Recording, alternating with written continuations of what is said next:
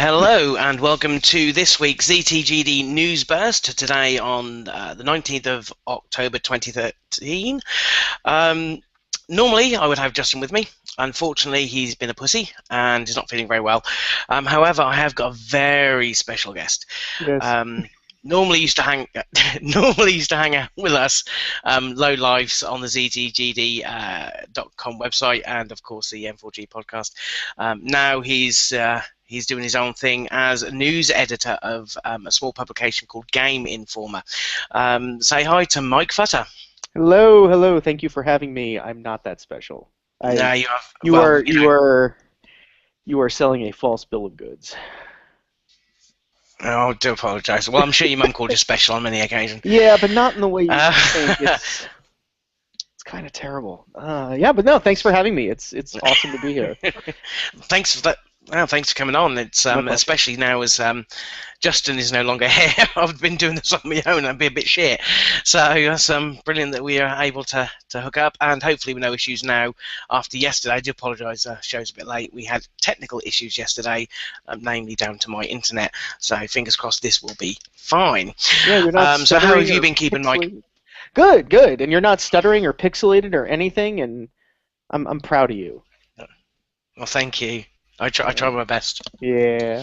No, things have been good. Things have been busy. Quite a busy week. It has. Hence the reason why I really wanted you on this week. We've got a few news stories that have culminated in a big news story that has slowly been cooking over the weekend. Came to the boil on Thursday. And we'll probably crack on straight with that because I'm sure you've got quite a bit to talk about it as well. So basically, everything's been delayed. All of the games. Everything. There's none. So yeah, the fall rush is over. We can now dive into our backlogs. And actually, you guys have had even more delays on your side of the pond. Batman Arkham Origins, which is fine over here, but is PC retail, Wii U, and 3DS are all delayed in the UK. Only by a couple of weeks, though, and to be fair, they're the three versions that nobody really gives a shit about. Yeah, I mean, people who are going to buy it on PC are likely to buy it digitally. The Wii U version, it's unfortunate for those players who are hoping to buy it there, but it doesn't have the multiplayer component. And 3DS, I'm interested in Blackgate for what it is, but I'm going to be playing it on the Vita. So me too, yeah. And I don't care what anybody says about the Vita. I still love it. It's getting better. I'm not an apologist for the library, but I do love the hardware. The library's looking healthy next year for all the indies. I think that that device is fantastic for indie gaming, and I'm looking forward to the likes of Rogue Legacy. Yes. Next year, that's going to be really interesting. And I think that when Sony announced all of this stuff, they were taking it on the right track, finally kind of had an idea what they wanted to do with it and how it made sense in their ecosystem. So, along with things like the streaming that it's going to provide with the PS4, I think it's going to be a good year next year for the Vita. But yeah, me too. Blackgate I'm interested in it. It looks quite cool, but it is the Vita version I will play. Obviously, the normal Batman is on PS3 and Xbox 360 is fine. There's no issues there.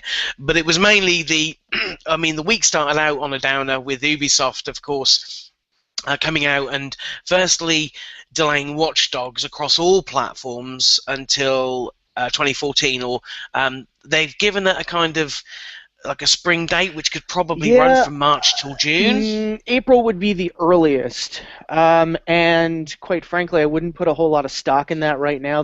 Because once you get past March 31st, it really doesn't matter financially when the game releases, because those sales are going to be in its fiscal year, assuming it releases before March 31st, 2015. Yeah. So yeah, they delayed Watch Dogs. They delayed The Crew.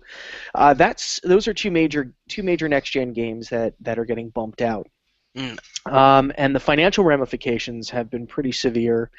Ubisoft had a rough quarter when they reported in July. Their sales were down 42%. We learned on the financial call that their sales for Rayman Legends and for Splinter Cell Blacklist both were flagging. They were underperforming. Rayman Legends, not so surprisingly, performed best on Wii U with 45% of the copies sold on that platform, followed by, I believe, Xbox 360 with 35%. Now, are they counting digital copies with that as well? Yeah, these are self-reported numbers. So, so Ubisoft is counting all versions of the game. This isn't like NPD, which is United States only and retail only right now. Although NPD is changing to global digital as well in the coming months, and they'll be juxtaposing those numbers, but that's a completely different topic. So, so Ubisoft delays those two games. They report that Rayman Legends and Splinter Cell Blacklist have underperformed, and that causes an immediate ripple effect for the rest of their finances for the 2013-2014 fiscal year, which ends on March 31st, 2014. They have cut their sales projections by a third, from about 1.5 billion to 1 billion. They've also they were, prior to this, projecting a operating profit. I want to say in the neighborhood of, without pulling the numbers up, I want to say like 50 to 6. Oh no, it was more severe than that. In fact, I can pull them up right now. They were looking at a profit of 148 to 168 million. Now they're projecting a loss of 54 to 94.5 million dollars. Shit. Yes, and the day after they announced, their stock, of course, took a nosedive, and I haven't checked it. I haven't checked it yesterday or this morning to see what it did when it closed yesterday or in after hours. But the following day, it dropped 25%. That's pretty massive severe. Blow. Yeah. But, so, what do we think in the fact that obviously when these games got delayed, especially Watch Dogs, everyone on the internet grabbed their pitchforks and torches and cried foul. Do we think this is a case of they are spending that time polishing the games, making sure they are the best they can be? Do we think that they realise that the tail effect of GTA was actually longer than they thought? Do they think it was too close to Assassin's Creed 4, which is predominantly their big money earner? Are these the reasons for the delays? Was it more financial as opposed to quality that they've picked they've made the decision to sure move? And I think those are great questions. I do want to separate two things, though. When we talk about a game delay, there are two aspects. There's the financial and corporate situation that emerges, and then there's the actual game itself. I don't want anybody to think that I am down on the delay of Watch Dogs. It has nothing to do with Watch Dogs. I'm disappointed because it's a game I'm very excited to play, but at the same time, I have learned as I've grown older that when a company delays a game, it's not a bad thing. No. Now, to your question, there's all these possible scenarios about why a company delays a game. Getting out of the way of Assassin's Creed isn't the reason here. I can say that almost certainly. I think it's a positive benefit for the shift, but I don't think it's the reason. If that were the reason, they would have delayed it to early 2014 and kept it in this fiscal year. They would have said, we just need another month to polish it, or another 2 months to polish it. Don't worry, it's still going to be out in early 2014. They could have still been one of the first predominantly next-gen games. They could have really beaten a lot of titles and a lot of other developers and publishers to the punch with a truly next-gen contemporary open world. Except now they're ceding that to Infamous. Yeah, exactly, because Infamous is set for March, isn't it? Before February. The end of their financial year. Oh, yeah, February. Yeah, okay, February. so they're going to get a head start on that as well, and that's looking interesting. Right, and the other thing is now, Ubisoft needs to. So there's a lot of things that happen. So when you talk about Watch Dogs, I mean, let's look at the course of Watch Dogs in terms of how we learned about it. It was a surprise at E3 2012. We knew looking at it that first time, and I saw it behind closed doors when I was there. I made a point to go see it, and sure enough, you looked at this game and said, this is running on PC right now. There's no way it's running on current generation hardware when it comes out, because Ubisoft predominantly is a console developer. When it comes to their open world games, I mean, they have things like Might and Magic, which are PC focused games.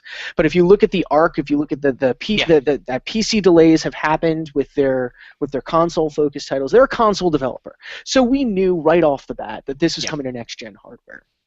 So it was no surprise that there was a long lead time before we started learning more information about it. Then you've got this ramp up, and if you look at the pace of the ramp up this year, as they hit their beats, you could tell they were on track for a fall launch. There was no, I mean, if they didn't want to be in Assassin's Creed's way, this is a decision that would have been made months and months ago.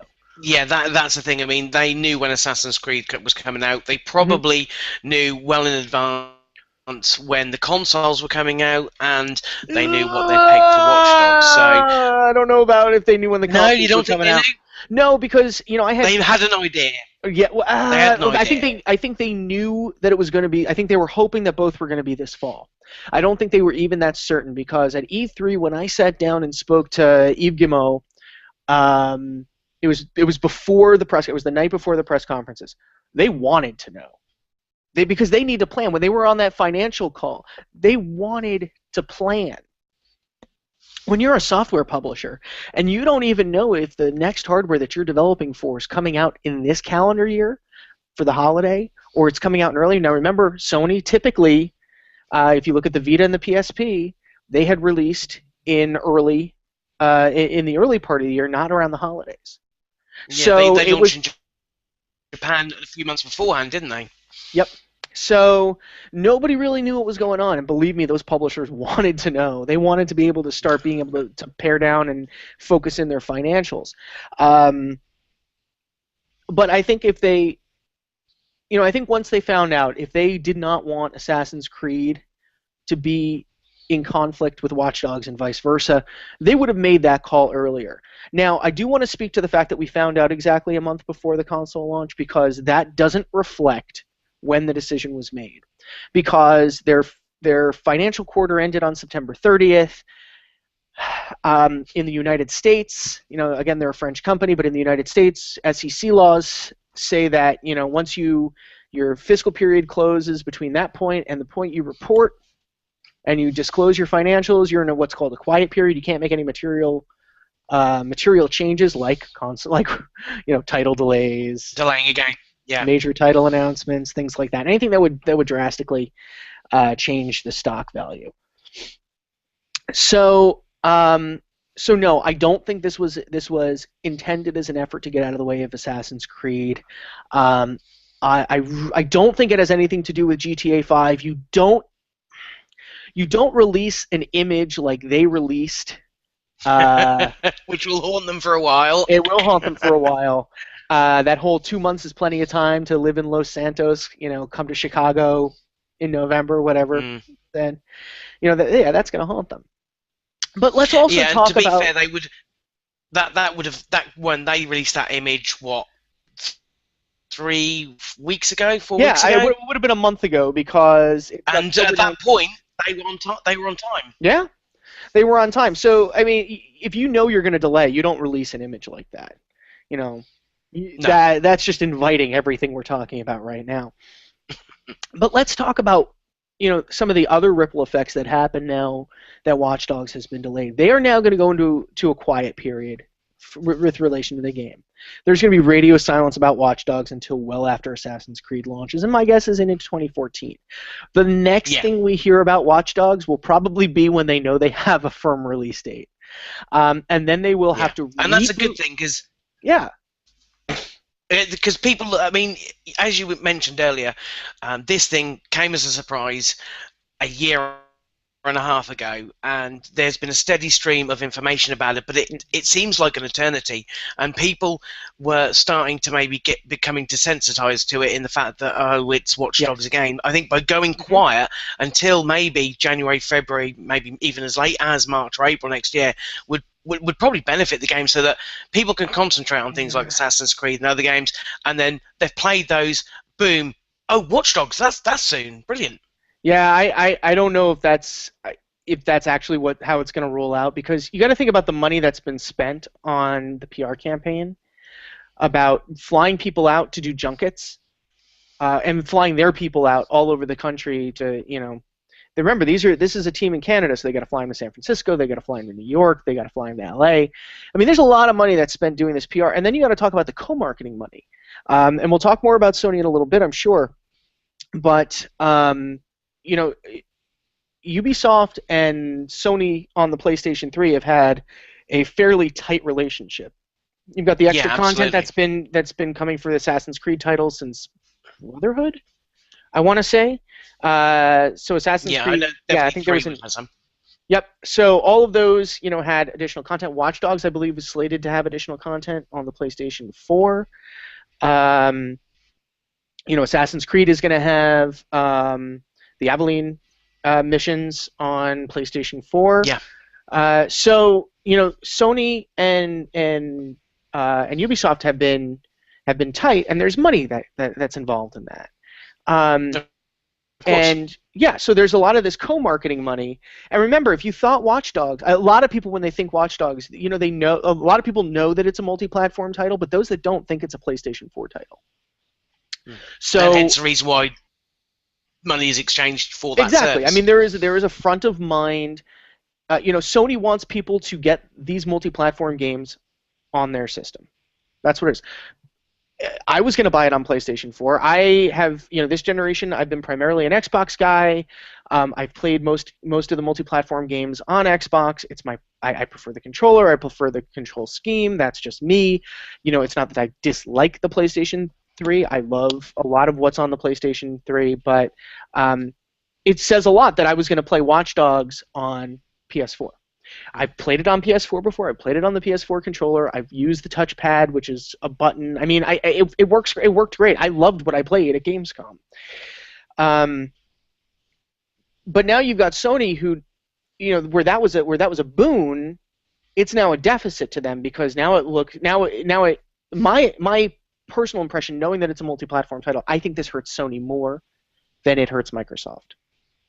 In fact, it may actually help Microsoft, because, well, although it's not coming out on any platform, it kind of opens some people's eyes to the fact that it was multi-platform. Right. So they're going to have to reboot the marketing campaign. They've got to reboot the PR campaign. And remember, all those competitive advantages that they had launching with a console. So you've got very limited library, which means people are going to want to play titles they might not usually play. I mean, think about Fight Night Round 3, last generation. How many people picked up Fight Night Round 3 just because they wanted another Xbox 360 game? Yeah. And, I think that's going to happen with NBA 2K14, by the way. I think NBA 2K14 is going to be the Fight Night Round 3 of this gen. Fair enough. But Watch Dogs, which already has broader appeal for those early adopters, probably was going to attach a whole lot more now than it might later. And I mean that as a percentage. Well. Right, well, and we should definitely talk about the bundles, because there's some new information that's emerged about that today. And I don't mean numbers attached, I mean percentage. Percentage of attach, because they might actually end up selling more copies down the road, but they're also expending more, so whether or not it ends up being a net positive is unknown. So, with a higher percentage attach rate when you're launching a new IP, that's good, because then you've got more people who have played your game, and when sequel time comes around, you have more potential customers. So if people say, what are the games that you bought at launch? I mean, you remember your launch games for this gen, don't you? Oh, I do. Yeah. I'll tell you, for Xbox 360, for me, I came home with Perfect Dark Zero and Cameo, which was fantastic. Yeah, Cameo was better than it should have been. Cameo is brilliant. Yep. On the PlayStation 2, it was Madden and Time Splitters were my two. I mean, you remember your launch games, and it would have benefited them for Watch Dogs to have been one of those launch games. But again, it's a give and take. A better game, having a better game in a few months is going to be better for Watch Dogs. It's going to be better for building a new IP because Ubisoft, this is going to be a series. Yes. So they want to get it off to a good start. I get all of that, but they are going to need to change their messaging because there's this mystique around next-gen titles, and the next gen in general is unknown. Nobody has played those games in their house. No. As soon as it becomes more commonplace, there's that shine wears off a little bit, and I think that it's harder. You can't use the positioning either direct or subliminal that first next gen. Real next-gen experience. Like, remember, we haven't seen anything about the Xbox 360 or PlayStation 3 versions of Watch Dogs at this point. No. And those, I would not be entirely surprised if those get eliminated. You think they'll just completely scrap them? Yep. Even with the kind of the share of consoles out there, the install base is obviously would be exponentially. I think that's higher than the next one. Again, I think being cross-platform is a benefit now, and it will be significantly less of a benefit in April or later. Especially if there's a console launch where we're used to, where consoles are limited to start off with, but after Christmas they then start to become readily available. I can see that point. Yep. So no, please continue. No. I'm done. I was going to say, let's move on to the bundle. That obviously this was a kick in the bollocks to Sony, who had already taken pre-orders on a Watch Dogs bundle, something that Microsoft hadn't done. And I don't know about the news that broke today because I've been at work. So it'll be, they've already said that they're letting them have the Solus edition. I'm sure places like GameStop and Game will be switching out bundles, maybe to Killzone, maybe to it was Killzone. Was there a NAC bundle as well? Probably. So essentially, a lot of these are retailer bundles. We're finding out, and a lot of the retailers are essentially offering, you can pick another game, or you can wait, and we'll just give you Watch Dogs when it comes out. Amazon, I think that's how GameStop is handling it. Amazon is just letting people, I think either I don't know exactly if they're giving people another choice or just giving them their systems. I mean, it's not bad. What I heard this morning, and I'm still in the process of tracking down, so let's leave this in rumor territory right now. I'm hearing rumblings that there are some retailers that are actually canceling Drive Club and Watch Dogs bundles. And if that were to happen to me, if I had pre-ordered with one of those retailers, and we are not talking core video game retailers, by the by, so we're not talking Best Buy. Yeah, the smaller. Yeah. Smaller well, ones, not smaller, but less focused. Let's put it that way. Oh, okay. So we're not talking like Best Buy, Amazon, GameStop. We're talking about other stores that just happen to also sell video games, and for some reason we're getting in on the pre-order deal and aren't quite as savvy. So what I've been hearing is that there have been some bundles canceled, and that's going to make for some pretty ticked off people. Well, absolutely, especially if then the other bundles and Solus consoles are no longer available, and you could be waiting until after Christmas for one. Correct. But that also takes us to Drive Club. Yeah, well, sort of nice little segue. Of course, then on Thursday. I mean, to be fair, when did the story break? It was Wednesday, Tuesday, Wednesday, wasn't it? All right. I mean, I think let's roll this out a little bit. There was a very small site, and just by virtue of the fact that they are unknown, and this is not. I want to be clear that I'm not casting aspersions or looking down on this site. It's just that nobody knows of this site. Ran with a rumor, a one-source rumor, I want to point out, which was dicey. Just so happens that they were right, that Drive Club has been delayed. I was uncomfortable. I saw that pretty much right away. And I made the decision and instructed our team to stay away from it. For a couple of reasons. Number one, it was a one source. They had one source, and nobody was really familiar with them. And the other reason was that it was very specific. It wasn't just delayed; it was delayed into 2014, which turns out to be true. So this site got lucky. Again, running a story with one source that you can't name is dicey. Hell, I could, there are times where I get tips, and not just us. A lot of sites get tips. Yeah. Credible tips, by the way, from one source, and we're like, we're going to try to track this down. And when you can't track it down, you don't run it. I'm not comfortable running a source that has running a story that has this kind of implications on one source. It was picked up by another site. A slightly larger site. Again, they had one direct source. Again, this turned out to be correct. I chose not to run this story and not to run it off this because in, sourcing math, 1 + 1 can equal 1. We had no guarantee that the source for those two sites was not the same person. Had we made that assumption and said, well, they have a source and they have a source, and it turns out later that it was a bullshit rumor, and it turns out that one source was the same person, then we're not being responsible. It affects your credibility as well as a publication. Yep, and there were other sites that went with their gut and waited about 24 hours or more and ran it because Sony hadn't gotten back to them. And for those sites, I understand. They made a gut call in one direction. I made a gut call in another direction. They used Sony's lack of response as evidence. Absolutely understandable. And I understand why that was done. And it was definitely sketchy that Sony hadn't come back to anybody. I think that's different though than hearing it and reporting on it within a couple of hours. And not give. I mean, that's not enough time for Sony to have become dodgy about it.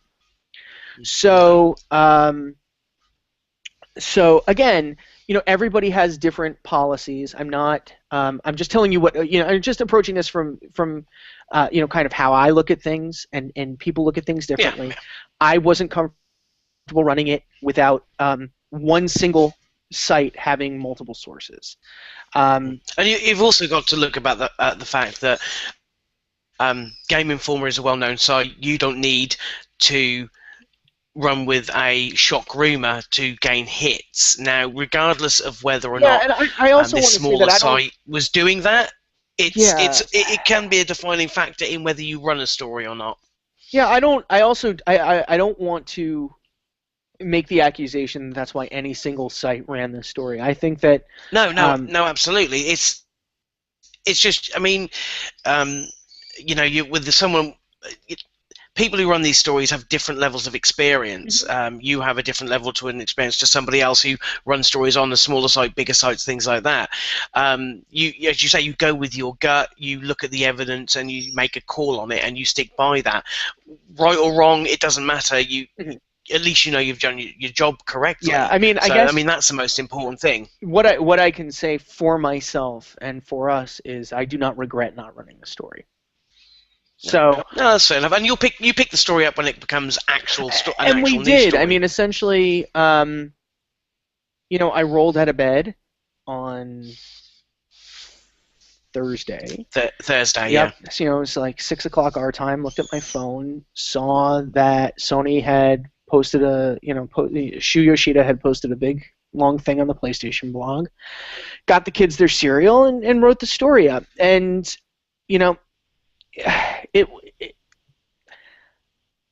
looking back, and again, this is the beauty of hindsight here. The reason why Sony wasn't getting back to us, clearly, I don't think anybody thinks it was for any other reason than they were lining up Compulsion Games and Contrast, which is their upcoming Vaudevillian Shadow Light platformer, which looks really neat. as the make as I saw a the trailer for it fill-in. today. It looks pretty cool. Yeah, and one of our guys played it at PAX, and it looks great. And for people who aren't sim racing fans, I assume Drive Club is a sim game. It's not really been clear if it's sim or arcade. For people who aren't fans of that genre and who weren't looking forward to Drive Club, this is actually a great thing for them. They get a game that they're actually going to play now. And if people like arcade racing games, Need for Speed is looking gorgeous on next-gen platforms. I mean, we just had a new trailer for All Drive, which is their kind of meshed single-player, multiplayer thing where you can like kind of crash into people's races and kind of disrupt them, or if they're playing as a racer, you can take on the role of the cops. I mean, so it's neat. There is a racing game. I mean, it's not. I don't know if Drive Club was ever intended to be the answer to Forza for next gen. It's difficult to say at this point because obviously not many people have seen it or how it stands at the moment. Exactly. But I mean, if we look at what happened with Sony, and you say that they'd gone quiet, because for me, I mean, we spoke about it briefly on Twitter when the news started appearing, and to me it was like, nah, they haven't delayed it. But as the hours ticked on, because I thought what was going to happen is that 2 or 3 hours after one of the bigger sites picked it up, Sony was going to come out and say, no, we're all good here. You don't have to worry about that. But as time ticked on, as 4 hours turned to 8 hours, 8 hours turned to 12, and Sony wasn't saying anything. To me, that kind of I thought, well, okay, this is a bit weird. But what if they were taking so long to clamor out some kind of deal with another developer to get a replacement game for PS Plus? When were they going to tell us? Because we're a month at this point. They were less than a month away from the US launch, and they must have known. They couldn't have just found out on Monday that they weren't going to have that game ready. So why did it take? They must have known weeks ago. So why is it taking this long to actually clamor something out? All right. So here's my feeling on this situation. I hope to God they just found out. For the reason we just talked about, where you've got bundles that were tied to Drive Club, and that there was retailer stuff. Because if they didn't just find out and they didn't alert retailers as soon as they knew and caused even more problems, oh boy, that's not good. Well, if that's the case, I would hate to be someone at Evolution Studios, because someone's going to get fired over that. I don't know. I think for me, pulling up the list of Sony's first-party studios and looking at all of those studios, and you pull out of the mix Sucker Punch because they're working on Infamous, and you pull out of the mix Ready at Dawn because they're working at The Order, and Guerrilla, because of Killzone. You pull those 3 studios out of the mix, and Japan, which is working on NAC. So you've got 2 studios that are going to have games ready at launch, which is Guerrilla with Killzone and Japan with NAC. You've got Ready at Dawn, who's working on The Order. So we know that they have a game in development that's been announced, that we've shown, that that was our cover story this month. And then you've got Sucker Punch, which is working on Infamous, which my fingers are tightly crossed that it's still on track for February. It's looking good for that. Yeah. It looks amazing. It's a gorgeous game. It's a fantastic game. Have you played it? Have I played? No, I have not played it, but I've seen a lot of it. Cool. I want to play it. I mean, just for for clarification purposes, I have 2 platinum trophies on PlayStation 3, and they are Infamous and Infamous 2. So you're kind of excited. I'm kind of excited about this game. It's actually one of my favorite. It's one of my favorite series of this generation. I've loved what Sucker Punch did with it. Yes. So, but there's this list of so many other studios. What the hell are they doing? And how do you only have 2 first-party games with all those studios ready for launch at this point? Yeah. So what's Santa Monica working on? And what San Diego. Are Naughty Dog working on? And Naughty Dog. I want to give Naughty Dog a pass on this because they just released The Last of Us. I mean, but we also know Naughty Dog has 2 lead teams. Exactly. Now, look, So what's I the other know one you like working on? Uncharted, and I love Uncharted, so my fingers are crossed that it's Uncharted 4. You know how much I love Nolan North, And dressing up as and how Nolan much North. and well, yes, Drake, anyway. and yeah. So you know how much I love Nathan Drake as a character. Hmm. Um, Now, what's he pulling out of his bloody drawer now? What's he got on his shelf? Oh, okay, that's cool. yep. So, That's very cool. yeah, so that's my Among Thieves. No, it's my So if we Drake's if we Deception. if we are talking about, as you say, all of these studios that we don't know what they're working on, and you're getting to a point where you are a month away from the launch of, I mean, the communication between Evolution and Sony must have been pretty poor for, because you're talking about, it's a game that, excuse me, Drink your soda. it's a game that's been announced for a while. There are going to be milestones that they're going to have to hit within a certain period of time to be on track. And Sony, being a first-party launch title for their latest console, would have kept quite close tabs on that. Where did it go wrong? Yeah, that's a question I have, but I honestly don't know enough about the relationship. I don't know. I have not played any of the MotorStorm games, which are, that came out of Evolution. I want to say, and this is in defense of Sony, or admonishing both Sony and Microsoft at the same time. So this is not. This is kind of like equal finger wagging and arm around. It's going to be okay. It's okay, baby. It's okay. They're both in the same spot. They are both under crunch, and I want to say that all the studios working on these games are under crunch. Yeah. There are a lot of moving pieces. Hardware launches aren't easy. Both have been rocky. Microsoft started off very rocky, but I want to say that the Xbox One, like the Microsoft PR team, I don't know if someone like whipped them until they bled to get them, where they needed to be. And I don't know. Sony's PlayStation 4 campaign is mirroring what happened with the Vita. You and I did that podcast with Drew right after the Vita was announced at E3 2011. We did podcasts every night, and we talked about how amazing the Vita response was, and if you looked at every little bit of new information that came out about the Vita, those memory card prices, games dropping off, ruined the game that everybody, that we were also excited about. I was just like, it's just getting worse. And, what started off as fantastic, all of a sudden it's like, oh, okay, now we're chipping away all the good stuff, and it's kind of like, it's okay.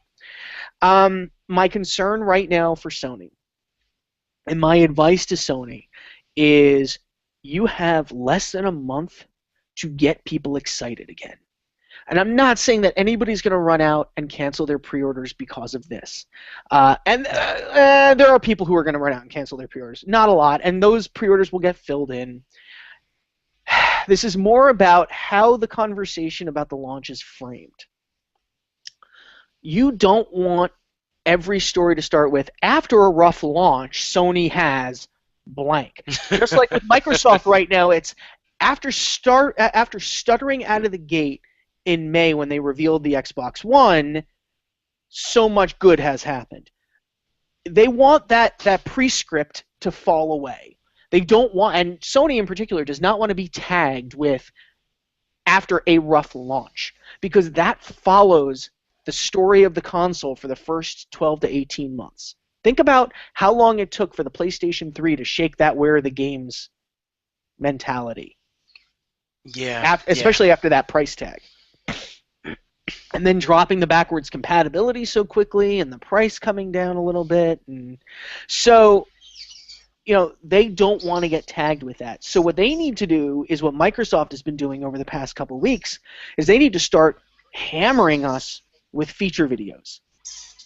They need to show, okay, here's how the friends list works on the PlayStation 4, and here's how the video sharing works, and here's how real name IDs work. We've only really seen the small piece at Gamescom, and also the advert that they showed with the two dorks and the girl. And that I don't want it glitzed up. I want this is how it works. I want informative educational videos because honestly, based on what I've seen from traffic, people are interested in what it's going to be like to have this thing in their living rooms. Yeah, and They no Microsoft longer are want to doing the right see thing. happy Japanese kid takes the Vita, plays with the Vita. Now I'm going to walk out the door and play with the Vita. Now I'm going to go sit at lunch and play on the Vita and stream from my PS4. Oh, hi, friend. Let's play Vita together. Nobody wants that crap. I mean, everybody just wants to see, all right, I have it in my living room. How do I add people to my friends list? How do I share video with them? How do I choose who gets to see my real name? What does the UI look like? Like, how does it navigate? What does the boot up sequence look like? Do you know how many hits we would get if Microsoft came out on Monday and said, here's the boot up sequence for the Xbox One? An official video. Hi, this is Larry Herb, Xbox Live's Major Nelson, and I'm going to show you what it looks like when you turn on the Xbox One. Bam. I'm telling you, 20,000 hits. People would just be, and it would be people who want to come just to hate on it. They would just like flood into it so they could see it, because people at this point know that it's going to be in their living rooms in like a month, and they want to know what it's going to look like. They want to say, all right, I've seen the experience on the internet. I want to see that experience in my house. That kind of little stuff hypes up, and Sony needs that so much right now because it's all been bad news for them this week. All been bad news. Yeah. And this is after last week when we broke the story about the headset stuff, which was just a giant cluster. Their own branded headsets are not going to work on the PS4 when they come out. And then that leads us into that other thing that happened this week. Yeah, the other delay, which had landed yesterday, to take it away from Sony a bit, Microsoft had announced that their adapter, which would enable third-party headsets to work with the Xbox One, has delayed the release of said adapter and until 2014. So yeah, me and you were talking about this slightly before the show. Any particular reason, or just pure cynicism? No, and I want to be careful because it's not Microsoft that announced this, which is the weird thing. No, the way this rolled out is that there has been, so Turtle Beach was the first company to come out and say, we're a licensed Xbox One accessory manufacturer. We're going to have new headsets for the Xbox One. And people are looking at this going and immediately said, wait a minute, hold on, new headsets for the Xbox One? Why? And then we learned all about the chat connector at the bottom and how it's better. I mean, without getting into the science of it, it's just better. It's going to provide better sound. So, Turtle Beach was supposed to have 2 units ready for launch, the XO4 and the XO7. One of my friends, who is on your side of the pond, has been asking me, he goes, have you heard anything from Turtle Beach? He's a major Call of Duty player, and he had pre-ordered the XO7. And he couldn't get a response from Turtle Beach, so he asked for my help. So after sending a couple of emails and getting 0 response, all of a sudden Turtle Beach posts a statement on its website saying the XO4 and the XO7 are delayed until 2014 because Microsoft won't have the chat adapter ready until 2014 and their products require it. So whether or not, and I was never clear on when Microsoft had kind of said, if they had said what the timing was going to be, but now we know it's not going to be until early 2014. This really affects a small subset of gamers. If you live in a house with no kids and no pets, you can use your gaming headset and probably use the Kinect to pick up chat audio and then pipe that back through the regular game audio so it goes into your headset. All right? If you don't have a gaming headset and all you care about is chat, you're getting a headset in the box. If you're fine with not using your gaming headset when you need to use chat and are fine using your TV speakers or your surround sound system, whatever, this doesn't really bother you. But there is a subset of gamers like me that have kids and dogs, I can usually only game at night after the kids go to sleep, so I can't have my surround sound system going. So I usually wear my headset. The games that I would play during the Xbox One launch, Call of Duty, Battlefield, games that I want to play with my friends. Allowed. They're loud, Yeah, and chat's kind of important. Chats. Yeah, absolutely. So the fact that there's really not going to be a good way. Now the PlayStation 4 is also going to have some problems. Again, if you pull game audio from the digital optical port, you're going to be fine. I mean, it's still going to work. On the PlayStation 4, they're coming with an earbud. I'm wondering how uncomfortable, if uncomfortable at all, it would be to put the earbud in and then put your headset over it, so that you actually do get chat through the inline, through that, and then So I mean, noise through the rest. Yeah. So it's unclear. Well, go on. Sorry. I was going to say, but what will third parties fill that void where something will be able to be plugged into the socket, the wired, the gangly little thing? Will there be something for to see, so not obviously top-notch quality because it's only a little jack, but something a little bit better would be handy, wouldn't it? Well, will that pipe noise through? Microsoft is making one, and that's the thing, is Microsoft has to make it, which is what's caused the delay of the Turtle Beach headsets, which kind of exposes the fact that the Turtle Beach headsets are essentially their existing models, maybe tweaked a little bit, but they're not designed for the Xbox One because they have to use the adapter. Like they have to plug. So essentially, it's going to be an adapter that you plug your headset into. Like you plug your 2.5 millimeter into at the bottom, and then you plug it in. So it's going to be like a little piece of plastic, kind of about this big, that just plugs into the bottom of it. So I'm trying to think. Do you remember the pucks on the original Xbox? Like they were the communicator pucks. You plugged it in. Okay, so the way the communicator worked on the original Xbox, so memory cards used to plug into the slots. Oh, yes, I remember the slot thing. Yeah. So that's what it was. It was like a dongle that you plugged it into, and then you plugged your headset into it. It's going to be essentially the same thing. So whether or not that will provide the same quality of sound going through a pass-through, essentially, as having something natively wired is unclear. We haven't had a chance. I haven't had a chance. I don't know who has had a chance yet to hear the chat audio coming out of one of those headsets, one of the boxed headsets, or any of the headsets that, because I would actually, at this point, I want to do a comparison. What provides, is the chat quality better, having it natively wired for that thing, than it is using an adapter? Or does the improved quality of the headset compensate for that? Like, it's really, really not clear yet, and that's kind of the next thing I want to hear from Microsoft, is about the audio and about how chat's going to work and those things. And unfortunately, I'm not sure how you do that in a video. Like, that's a hands-on thing that you need people to report on. Yeah, I mean, there'll be no doubt be info, and as we mentioned, Major Nelson has been posting videos recently, just basically showing you through how the system works, and the friend system, and the following system, and their various bits and pieces. So no doubt these coming weeks are going to be pretty jam-packed with little nuggets, hopefully from both sides. But as you say, it would be down to Sony to make that stuff available, stick it on their blog, stick it on YouTube, and you're right, they kind of need to.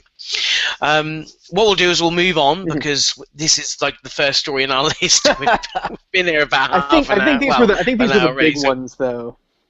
They were. We will move on to another biggie again, including or featuring Microsoft. Good news, really. The Games for Gold service, which have been running since just after E3, originally announced for Xbox 360 games. You get 2 free every month. Games have included Fable 3. Halo 3, Dead Rising. It was going to run up until December. They have decided to indefinitely extend the service. So you'll continue to get your 2 games per month as long as you are a gold member, and they will once obtained, will be completely free. No word, of course, on the anything on the Xbox One. I don't think they're going to be doing anything as daft as that. I don't think. Mhm. Yeah, I mean, I think it'll eventually come over, but I wouldn't expect it in the first year. Microsoft's Games with Gold program, I think, is in response to PlayStation Plus's Instant Game Collection, but Microsoft also knows that they don't have to bend over backwards. No. Hence the reason why the titles haven't been overly fantastic, to be fair. Yeah, I mean, I was glad to see Dead Rising 2. I haven't played Dead Rising 2 yet, so I'll probably play that at some point. I avoided Fable 3, so I mean, I'll probably now play it. Let's put it that way. But I had Halo 3. I had Might and Magic Clash of Heroes, Crackdown. God, that's such a great game. I'm glad for anybody who hadn't had to play that got added. I'm trying to think like what else. Well, I thought it was funny when they stuck Assassin's Creed 2 on, and then straight after Sony stuck Assassin's Creed 3 on their service.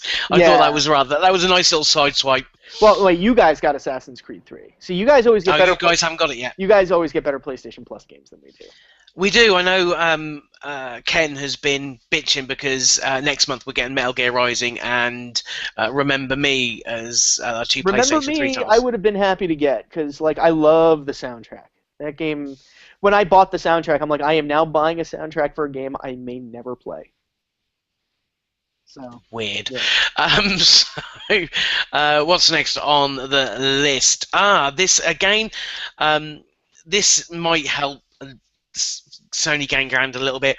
They this week announced that 4 games for existing PlayStation devices are coming to PS4 at launch.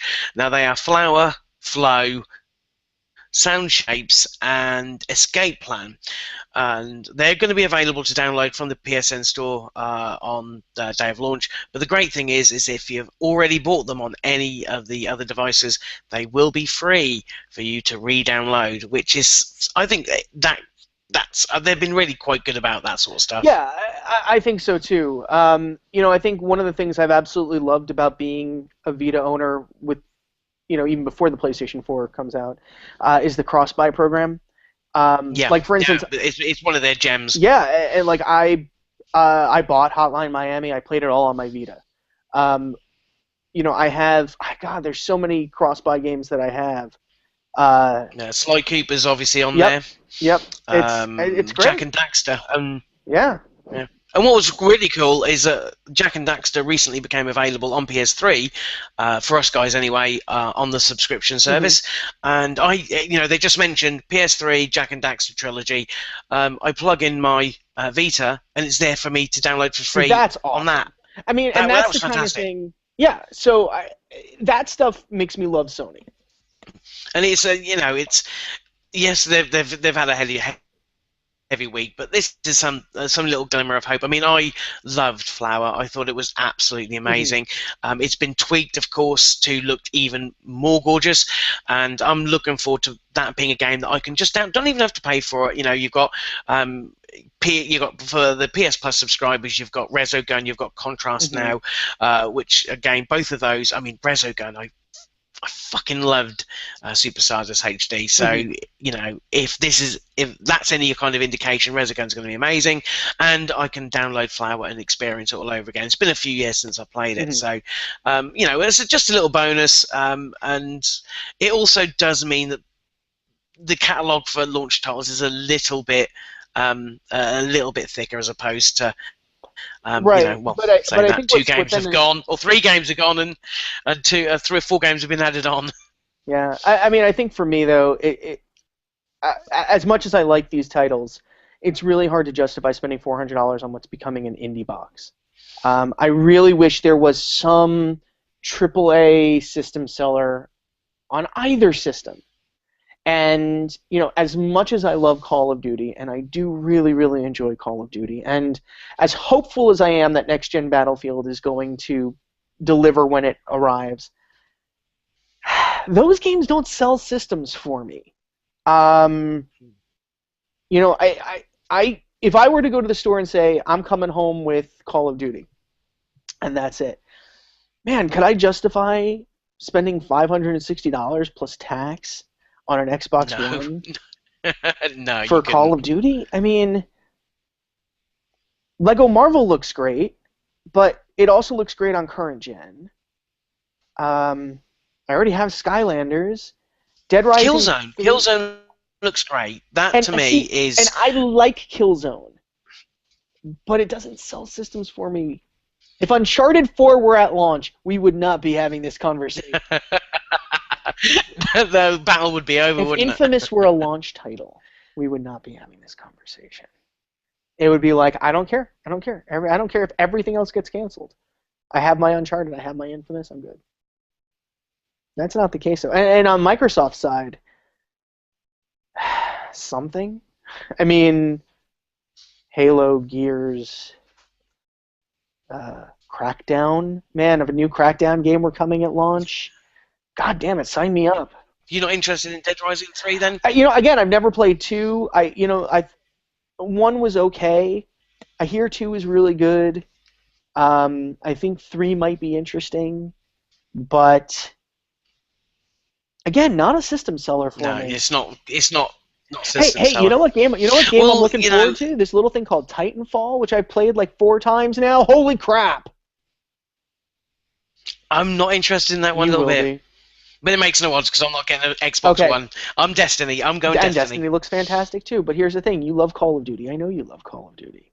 Yes, I know. How the heck are you not at all interested in Titanfall? What do you have against giant robots? You racist. Nothing. I love Pacific Rim. I'm not Pacific Rim denier, honest. I thought no. I did.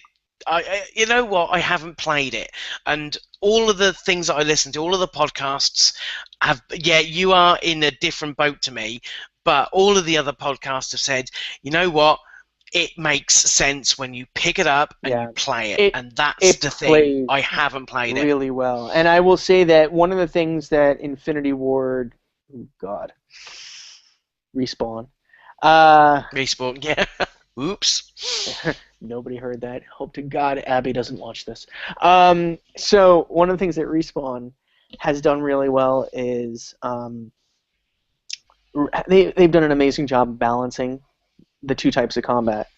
When you can, with one, with 2 or 3 guys, take down a Titan from the ground, or I was up on the 2nd floor, which of course gave me a great vantage point. I was like eye to eye with a Titan, but I was in a building that had windows, so I was able to kind of follow it walking down the street, moving through the windows and keeping like in cover, so it didn't know where it was getting hit from, and then just and then I was able to take it out pretty much single-handedly. So I mean, when you actually play it, and the whole narrative thing works. I love the narrative thing. It actually gives the battles some flavor, and there's different narrative paths for depending on how close the match is and which side you're on. And so it's just I'm looking forward to it. It's probably my most anticipated Xbox One game. I mean, and I don't know what system I'll play Watch Dogs on when it finally comes out now, but we'll see. Yeah.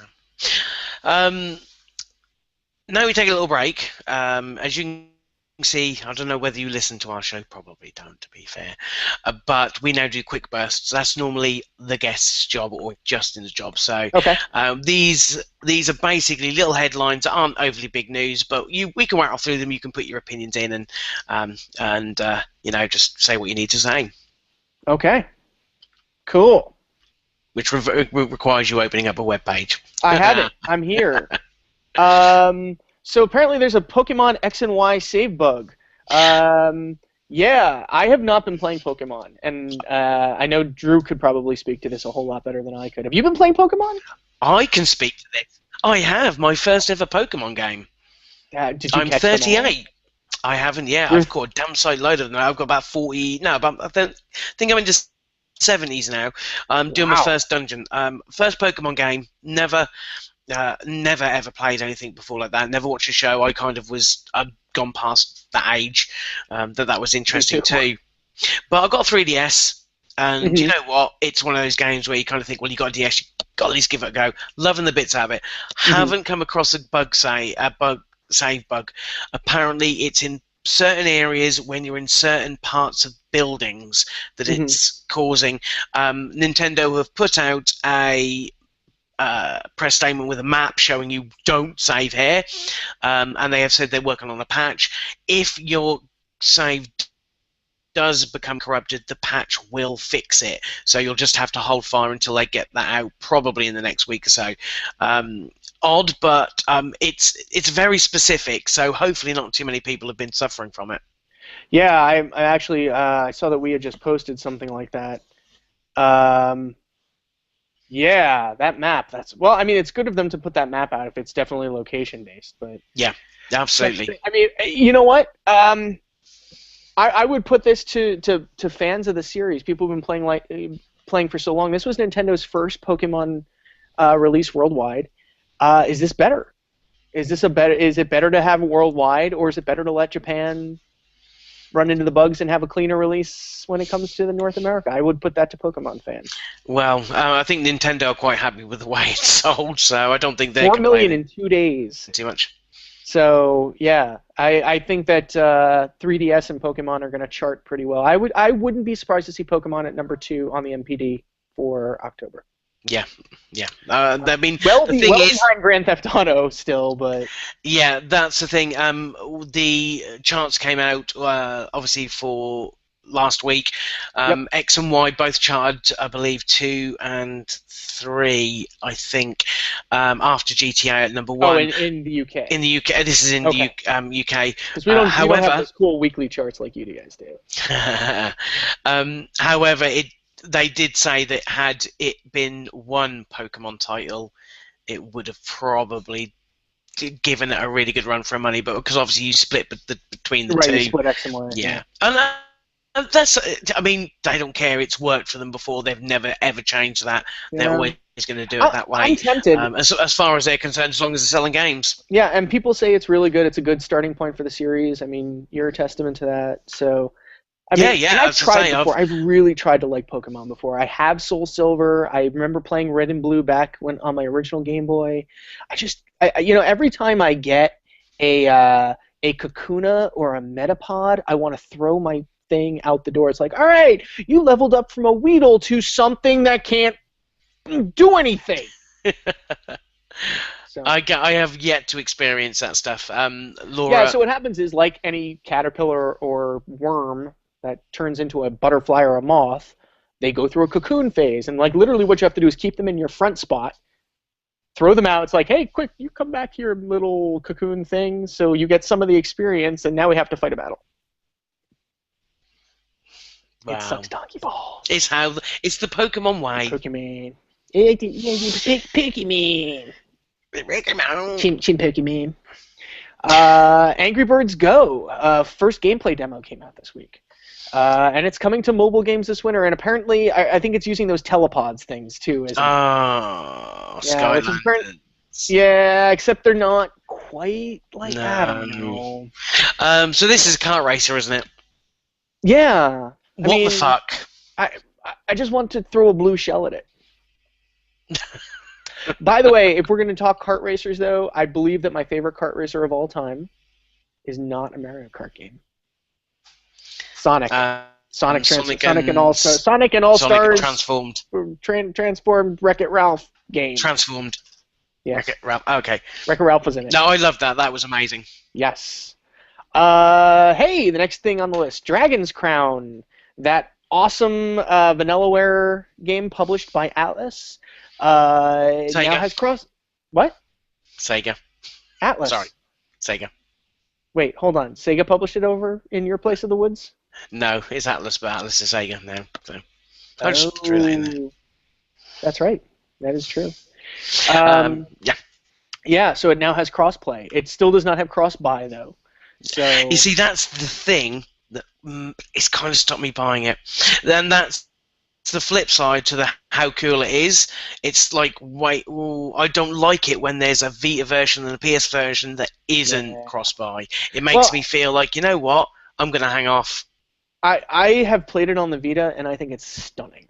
Like, I think it is a perfect fit for portable gaming. So, if you're looking for a new Vita title, then I wouldn't hesitate. I think it's wonderful on Vita. I think I'm probably gonna. I mean, the reviews have been brilliant, and it does look quite cool. I think I'm gonna wait. Handheld wise, I'm all wrapped up in Pokemon at the moment, but I think definitely. um, and the other thing that I have problems. This is on a table. Look, I'm shaking. The other problem that I have with buying PlayStation games at the moment is that I'm just so scared that I'll buy them and a month later they'll be on PS Plus. Oh, well, for you maybe. I don't see You see, I Dragon's did that Crown with coming to PS. I don't see Dragon's Crown coming to PS well, anytime soon. I bought Remember Me on Xbox a month ago when it was on sale at like half price, and I wish I bloody hadn't. Which game was this? I'm sorry. Remember Me. Oh. Oh no, I'm getting it free. It's like, oh, for fuck's sake. Yeah, again, that's a game I'd love to play, but I will wait for it to come to PS Plus here. You know, my back catalog shouldn't be too long. They generally do follow a pattern. You'll get games. For example, you guys got Spec Ops about a month and a half before we did, and I know you guys have got games that we've had like Ico and Shadow. We got them first, you got them after. So yeah, it's bound to turn up. I'm sure. Yep. And the last quick burst we got is GTA 5 Online. Rockstar, probably wisely at this point, has given up trying to recapture deleted characters.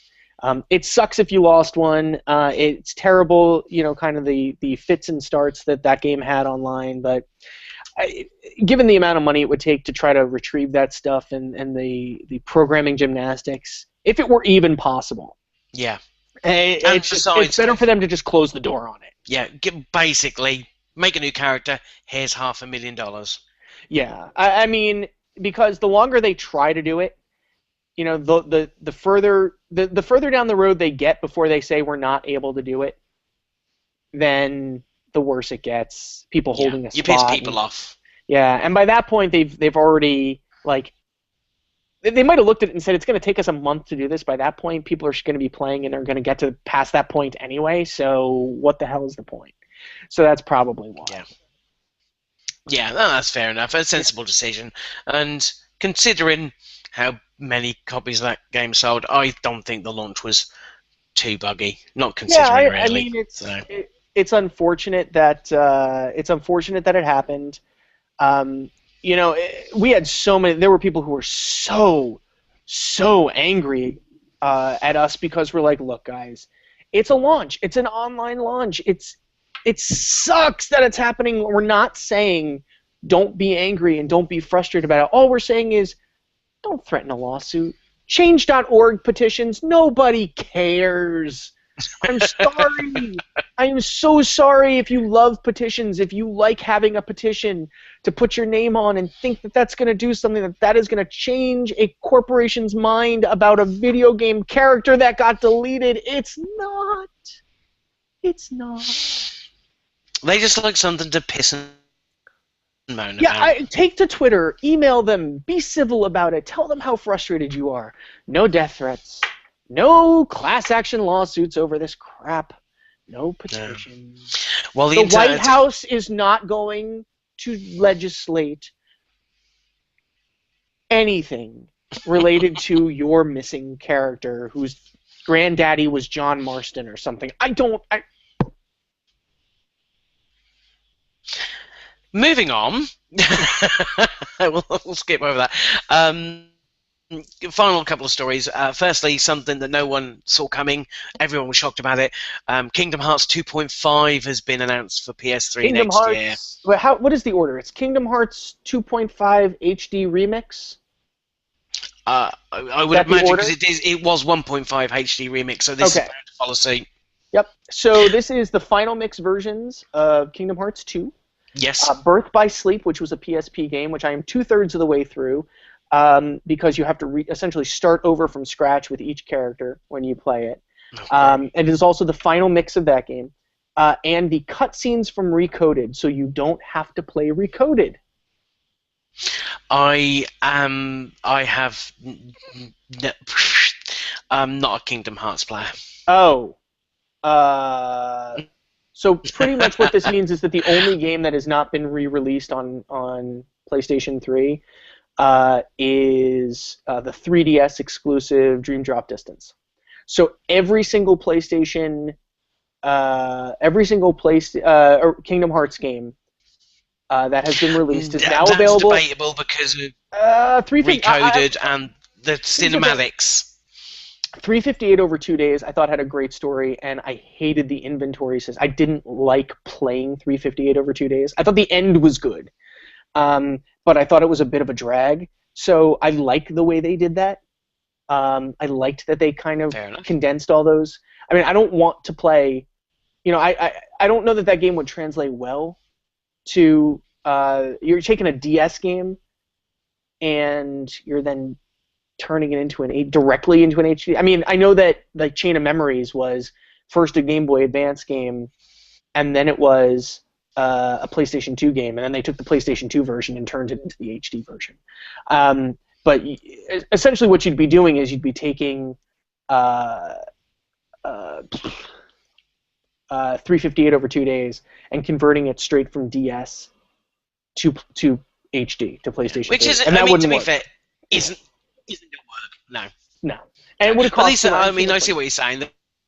At least they're giving you the content, so you can follow the storyline if there is one. The goal here is to get people ready for what is essentially the end of Sora and Riku's story in Kingdom Hearts 3. I mean, that's going to end this arc, which I guess technically started in Birth by Sleep, but for gamers started on the PlayStation 2 with Kingdom Hearts 1. So I love these. I adore the fact that Square Enix is doing this. It's one of the best bits of fan service that they've done in a while. I mean, they're selling them for $40. You're getting 2 full games plus cutscenes from another game for $40. So, and Birth by Sleep is a good game. I mean, it's just I kind of would like to try Kingdom Hearts. I tried it once. They fixed the camera. Kind of sexual event. Back when it was out on PS2, when it launched, I couldn't get into it, and maybe, I don't know, I wasn't ready for that type of game. I don't know. It looks cool. I like the idea. I love it. It's one of my favorite series. I was thrilled when they announced this, and they also showed the first like in-game footage of Kingdom Hearts 3 this week. And it was like in Disneyland, like you were on Big Thunder Mountain fighting a boss, and every kid's dream, I guess. Pretty much. And then we had like one more story. We have finally, which this is the part where we try and find a jokey little one to do on and kind of a what the fuck. Yeah, I mean, I didn't even know about this sort of service. It shows you how much attention I was paying. But apparently, Microsoft would allow Xbox One users, should they wish to use their real name online. This service will not be available at launch, but we patched in at a later date. The reason why I brought it up here is, why the fuck would you want to use your real name online? I don't understand. I'm not even using my real face online right now. I put on my monocle and my mustache and my beard.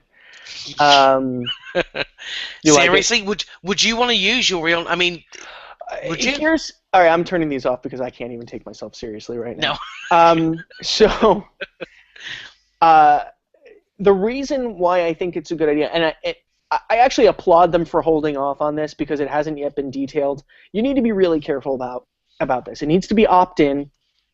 It needs to be heavily regulated. You need to have very clear guidelines about how you use it, parental controls, how those are used. My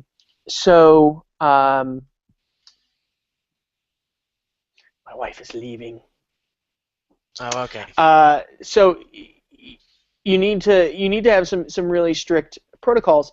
The favorites option in the Xbox Friends setting, that whole thing helps go a bit of go away to remembering who your closest friends are. Yeah. But I don't remember all the real names of all of my friends, especially all my coworkers who are in Minnesota and I'm here. I don't remember what all of their what all their gamer tags are. No, I So don't it would, remember either. I mean, you don't even remember half. I don't even know half the real names of my friends on the Xbox. yeah. So it would be nice if that option were there for. But again, it's one of those things where I want to know exactly how this is being regulated, and I think Microsoft is really, really smart to say we're still working on it. We want to make sure we get it right. Well, they've got the whole reputation system that's being implemented. I think that's their first big step. Get that I right, then follow it up with the real Yeah, name I thing. really like the reputation system. I think that It has to work, though, of it has course. to work, and Microsoft has said, we're going to be we're going to be revising this. This is a starting point, and if you look at everything about the Xbox 360 and the Xbox Live experience, it's evolved over the life cycle of the Xbox 360. It has not been stagnant. There have been new features implemented. So I actually think that Microsoft has some credibility when it comes to evolving and growing a living system. So I'm comfortable with them taking the time and getting it right. Yeah. I'm disappointed that it's not going to be there at launch because I think it's kind of cool. But at the same time, I'm wondering if Microsoft is having some trouble figuring out how to get it right. I want to know how Sony's doing it. I want Sony to really explain how you're going to be able to use this and implement and protect and all that fun stuff. Well, Sony's Because got the bigger spotlight because obviously they have already gone through a security debacle in the last few years, bingo. and I think that if anything, their security is going to be a damn sight tighter this time round. But you've got that fine line of making sure that your user base is, secure and their information that they've given you is secure, but also giving those customers the freedom to, post here, share here, invite here, and it's really an awkward thing because again, that's the sort of thing people do now. It wasn't so much of a problem back when the Xbox 360 and PS3 came out because Facebook and YouTube weren't so Right. big. Now you've got, it's not just YouTube and it's not just Facebook. You got Twitter, you got Twitch, you got all of these services. People like showing themselves online, and we all know from, Twitch is, if I'm right, is an offset of Justin TV because the gaming part was so fucking popular. It was where all the traffic was. And YouTube has recently, a couple of months ago, released a white paper that showed that their gaming viewership has increased faster than the overall viewership of YouTube. It's enormous. People are doing. So but just remember with the Xbox 360, they showed not too long ago that you're going to be able to, for the upload studio, you're going to be able to re-record over that with Kinect yourself doing commentary. So we're not taking the picture out of it. We're still going to have your face and there's that option that's still there. Yeah. And all those people who have built up reputations on Twitch and stuff. Neither of the consoles are going to be uploading to YouTube at launch. It's a weird thing, but it will be something that will happen. It's Twitch, it's live streaming stuff. Yeah, I don't know that it's that weird. If you're YouTube, do you want to be flooded? You want your service, your servers, your storage to be flooded with all of these little crappy game clips? I guess, whereas companies like Twitch would actually welcome it. Right, and Twitch still is looking to gain on YouTube, and the difference is that with Twitch, you are engaging more in their core product, which is streaming. To me, studio, the streaming ability for the PS4 onto Twitch is important for me because I don't have a capture device. I don't have a PC that I can plug bits into to record. I'm not near my console, and of course, working on the site that I work on, I miss out on being able to do that and having the ability to do it directly without any external influences. I don't need any extra cables or any equipment. That to me is cool. And as I say, it's making sure that we can do all of the stuff that we want to do, but still feel that we are being protected and being protected, not just the fact that we feel it, we also have to be protected is an important thing. I mean, the real name thing, I'm not overly. It's to me, it's a bit weird. It's kind of my online persona is not me. And I'm quite happy to have that distinction, that slight. And again, it is going to be completely optional. Little line between the two. It is going to be completely optional. Yeah. Oh, yeah. They couldn't not do it any other way. One way for them to deal with this, without having their system do it, is a notes field that showed up. Like, you could put in somebody else's, like an alias that was tied to your profile. So, like, for instance, on mine, if I went into Ken's, I could put his name in an alias field. I could put your name in an alias field, so that when it popped up on my screen, like, I would see, that's right, that's Ken's. Not that I that's Ken, that's forget. John, that's Jeff. Exactly. Yeah. So but like for yours is really easy. So like it's not like I would ever. John His name is everything else. Who is that? Who's that asshole? But there are people who I know, like my coworkers, and it would be nice to be able to just like quickly like have an alias field that only shows up to me, that I create, that shows up like underneath their gamer tag.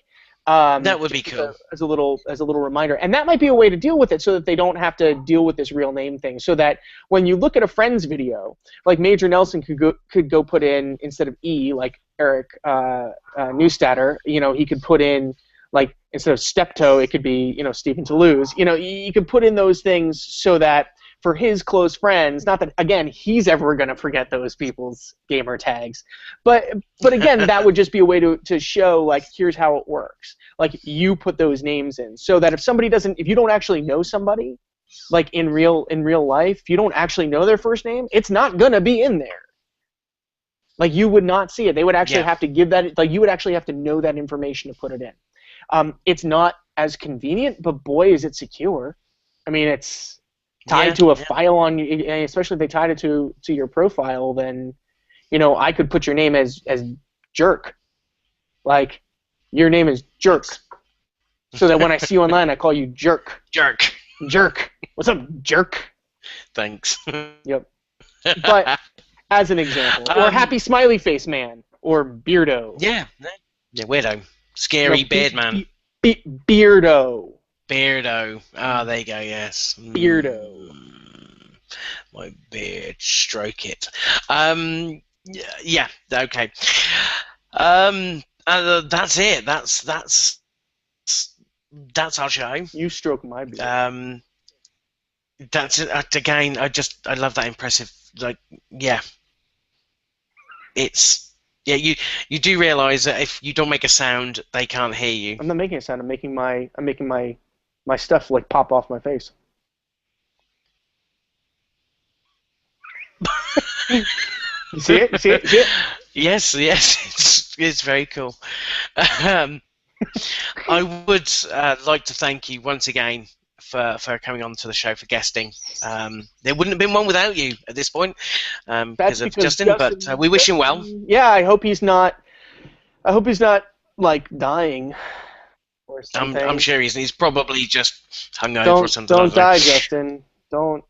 So those people that want to follow you, see what you're doing, how can they do that? Yeah. So on Twitter, I am Futterish, Futterish. A lot better than your last one. A lot better than your last one. Footer. Footer. Yeah, and if you want to read my many writings, you can find me on Game Informer, where I write on a practically daily basis. Very good articles as well. Thank you very much. I appreciate it. Of course, if you want to contact the show, you can email podcasts@ztgd.com. You can follow me on Twitter of course, I'm normally there somewhere, John WUK. And you can, of course, leave comments in the YouTube comment section below. Down there! Yeah, that's it. There you go. We will be back to normal next week with Justin, hopefully with a less exciting round of news. It's certainly been an unusual week. But for the time being, I would like to say thank you for joining us and catch you again soon. Bye bye.